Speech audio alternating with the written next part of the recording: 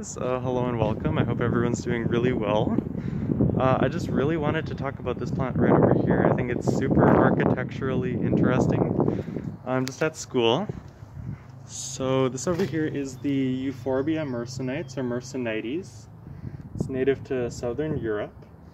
It likes really arid climates, doesn't like a lot of moisture. It has this really nice spiraling leaf that's almost like a silver gray. Almost bluish in some light, and it's just starting to bloom. So this over here is in the Euphorbiaceae family. So it does produce like a white latex sap when you break off some of the segments, so you just want to be mindful of that because it is somewhat toxic. And I don't know if you guys can see here, but it spreads like wildfire. I remember when I started going to school here, there was probably 2 or 3 clumps, and now it's all along the side of the building. So yeah, it's very cold hardy to about -20, 25 degrees Celsius. It blooms usually in early to mid-spring, and then it continues, and its blooms persist well into the early summer, so June. It's very effectively propagated with water propagation as well as soil propagation. You can layer it too. I don't know if I necessarily have to wear my mask here. I'm getting a little out of breath. But yeah, it comes in different shades of orange and this kind of pale chartreuse. Also comes in green. It only gets to a height of about 1 foot, so this is about maximum height. The spread for an individual clump can be, I want to say, 6-7 feet across.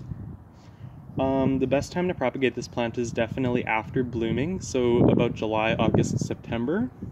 And you want to get a chunk with a good amount of leaves. You want a lot of whorls of leaves, and you want to cut it from the base, or ideally get some root tissue too, because it just makes it easier to propagate.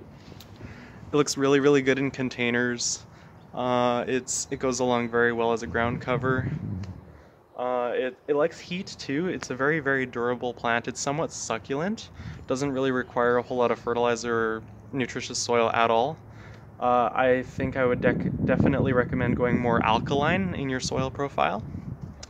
But it is quite adaptable to acidic soils too. And it's just really beautiful. It's not really fragrant, but I will show you.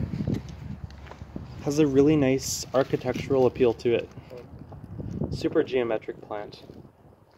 So that's my ornamental plant of the day. It's Euphorbia myrsinites, also known as the Donkey Tail Euphorbia. It is toxic, once again I will mention, so don't eat it. It spreads amazingly, cold hardy to about -25 degrees Celsius. And it's a good gift to give to friends. If it goes a little bit pink on you, I don't know if you can see here, that's just a little bit of sun scalding. That's perfectly normal. Just trim out parts of the plant that aren't aesthetic to you. And yeah, it's a good one, you guys. So stay blessed, have a good one, and be safe.